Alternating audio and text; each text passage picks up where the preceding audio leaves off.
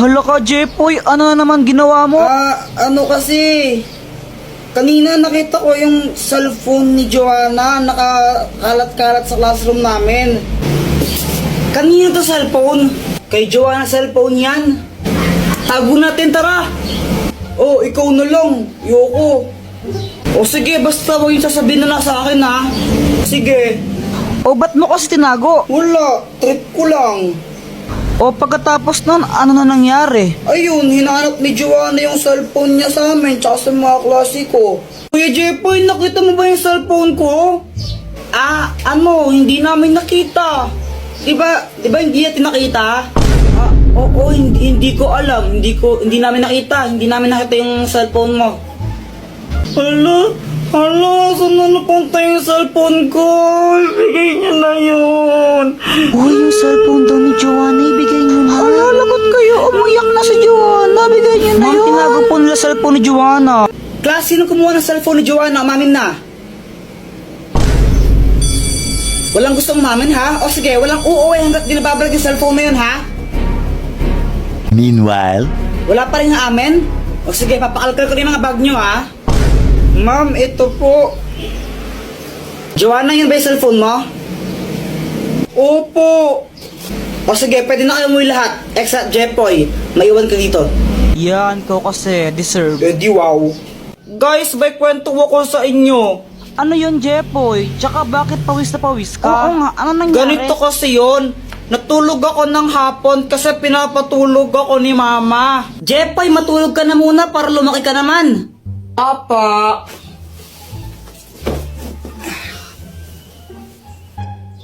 O pati ikaw, Joanna, matulog ka na rin, ha? Opo.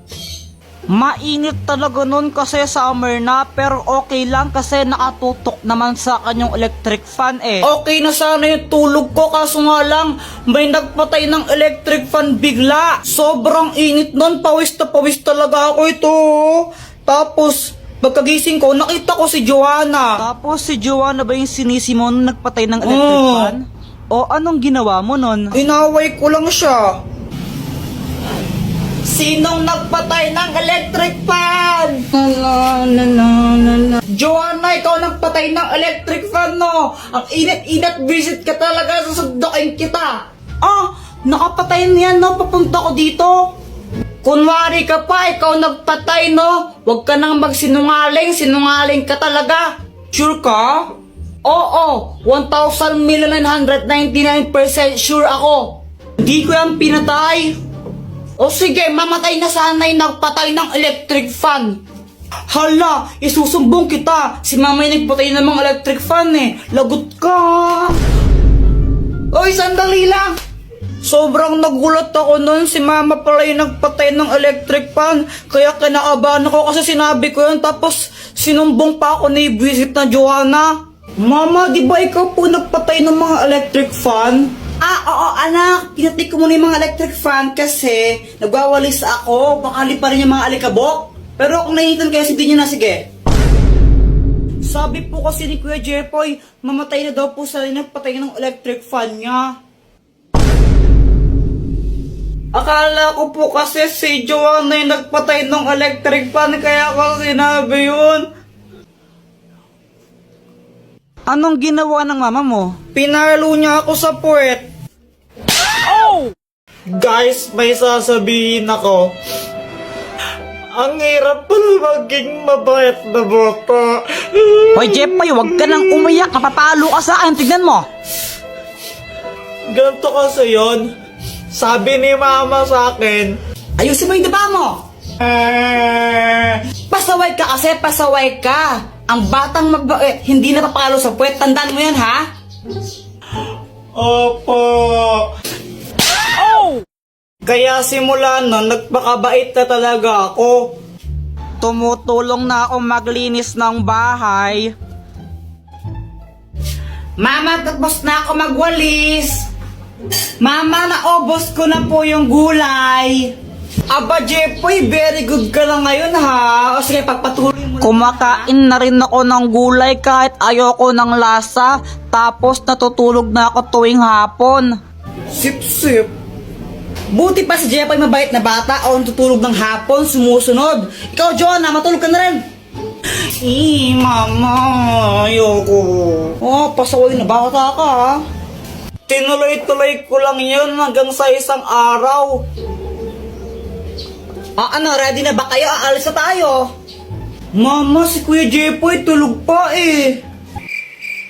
Mukhang mahimbing ang tulog ni Jepoy eh. Tara, iwan na lang muna natin. Next time na natin siya isama. Pagkagising ko, hinahanap ko si mama, higigisa na ako pang computer. Ma?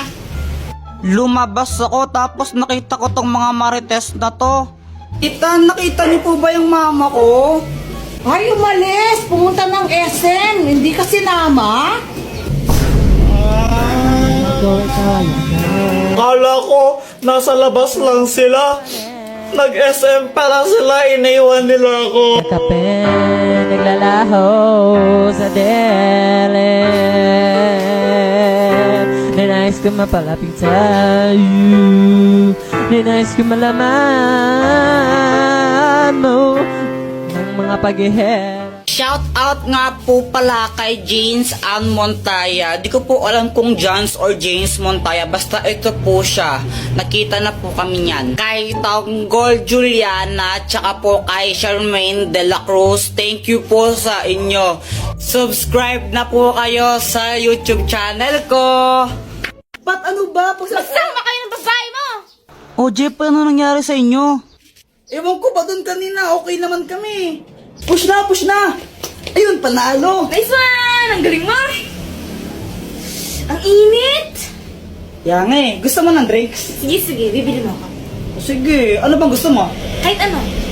Yan na naman tayo sa kahit ano eh. Ano nga? Kahit ano nga. Ano nga? Kahit nga ano. Sigurado ka? Oo, promise. O sige bibili lang ako. Thank you dito Tapos yun, tinanong ko siya, di ba? Sabi ko, anong gusto niyang drinks? Sabi niya kahit ano, ilang beses siyang tinanong. Tapos ngayon, bumuli na ako. Pagkabalik ko, ganito yung nangyari. Grabe ang init sa labas. Opat.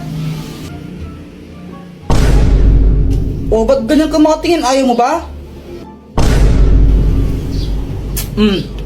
Kala ko ba nainitan ka? Ba't ayaw mo galawin yung soft drinks mo? Wala. Ano, ayaw mo niyan, no? Alam mo namang ayaw ko to, diba? Alam mo Mountain Dew yung gusto ko. Bakit ito pa rin binili mo? Oh, sabi mo kahit ano. Tapos ngayon sabihin mo ayaw mo ng Sprite. Hindi, kahit na. Jeep, punta ka na natin. Di mo pala ng mga gusto ko. Ang gulo mo, sabi mo kanina kahit ano, di ba? Kaya nga, tinanong ilang beses kang tinanong, sabi mo, kahit ano, kahit ano.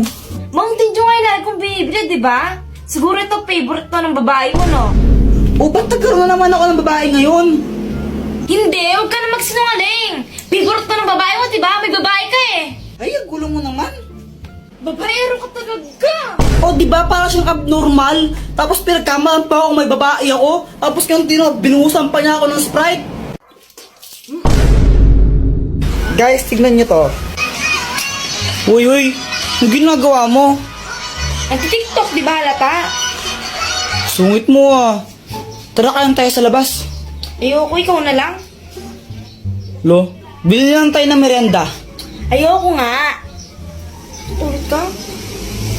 Gutom na nga ako, tara na. Ayoko nga eh. Sige, libre ko. Sige, sige. Tayo kapag libre eh, gustong gusto eh, no? Siyempre. Hindi lang, bibili lang ng pagkain ha. Sige, sige. A few moments later. Guys, andun si Pat, pag-tiktok pa rin. Pagtitripan ko lang naman talaga siya sa video nito eh. Ito yung soft drinks niya. Lalagyan ko lang siya nitong, tapos papainom ko sa kanya.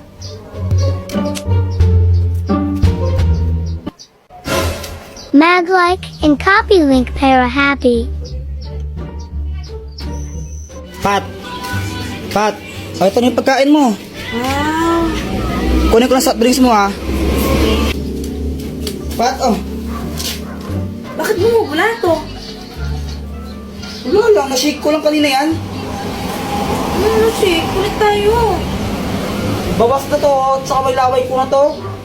Ayoko kahit na, palit tayo. Ate mo naman, inamin mo na lang. Ayoko, palit tayo. Libre ka lang nga lang, arte-arte mo pa.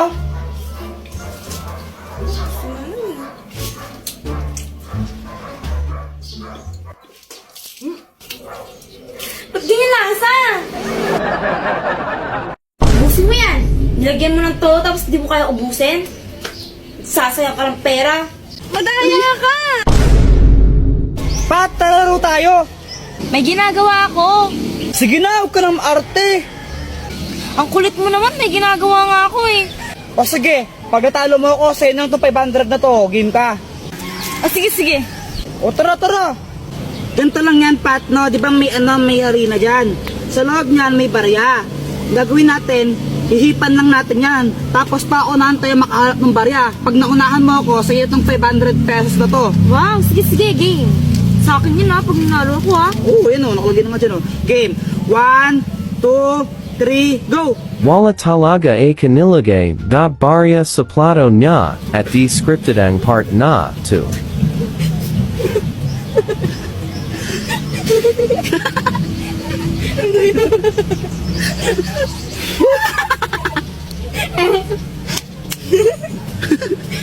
Like and copy link. Para happy.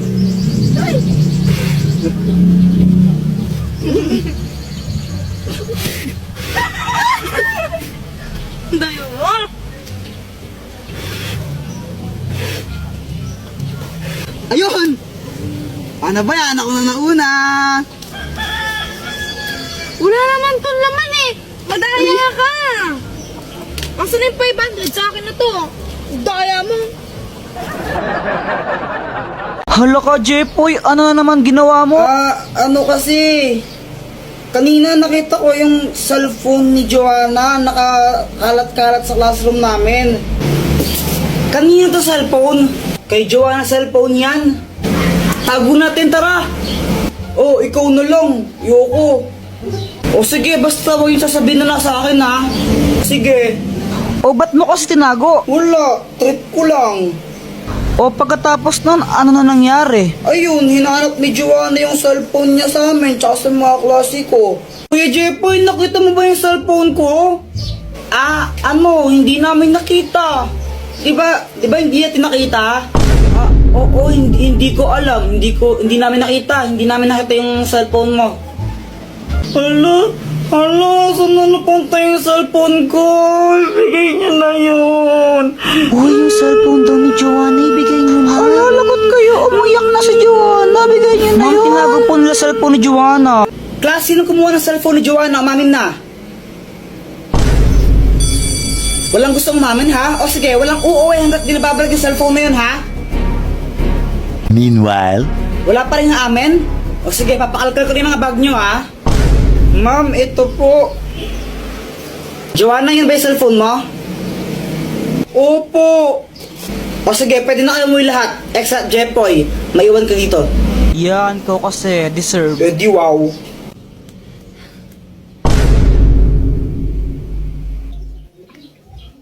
Grabe, sobrang init ngayon, honey, no?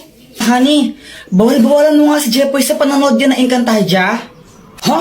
Okay naman yung Encantadia, hindi naman yun bastos or malaswa na palabas. Oo, pero ano kasi O bakit mo binabawal na panoorin yan? Gusto niyo yun eh. Pero kasi yan na naman tayo eh. Ano nga kasi? Kapag gusto ng bata, binabawal mo, kaya lumalayo yung loob ng bata sa atin eh. Makinig ka muna. Wala nang ginawa si Jepoy buong araw kung di manood ng Encantadia. Papabayaan niya yung pag-aaral niya, yung mga assignment niya, hindi niya na ginagawa. Nanonood lang siya ng Encantadia buong araw.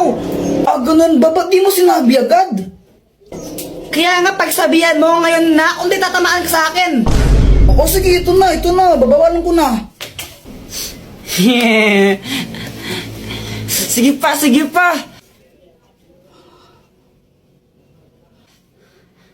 Jepoy, itigil mo yung panunood mo ng Encantadia na yan. Sa anong kadahilanan, ama? Napag-usapan namin ang nanay mo nang papabiyaan mo na yung pag-aaral mo sa kakapanood yan. Na-addict ka na masyado, kaya tigil mo na yan. Study. Yung mga pinagsasabi mo, ha? Isa kang pasneya, ama. Napastangan ka.